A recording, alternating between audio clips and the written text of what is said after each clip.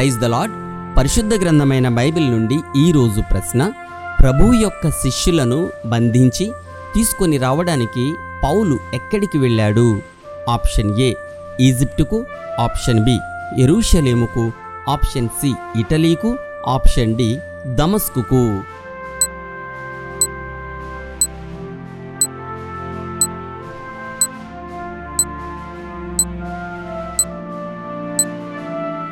సరి అయిన జవాబు దమస్కుకు.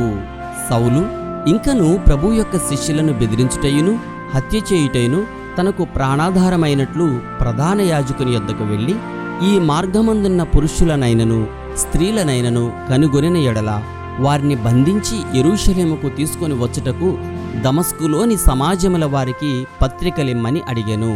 అతడు ప్రయాణము చేయుచు దమస్కు దగ్గరకు వచ్చినప్పుడు అకస్మాత్తుగా ఆకాశము నుండి ఒక వెలుగు అతని చుట్టూ ప్రకాశించెను. ఇది అపోస్తుల కార్యములు 9వ అధ్యాయము 1, 2, 3 వచనములలో వ్రాయబడి ఉన్నది. యెహోవా నీతిమంతుడు, ఆయన నీతిని ప్రేమించువాడు. యథార్థవంతులు ఆయన ముఖదర్శనము చేసెదరు.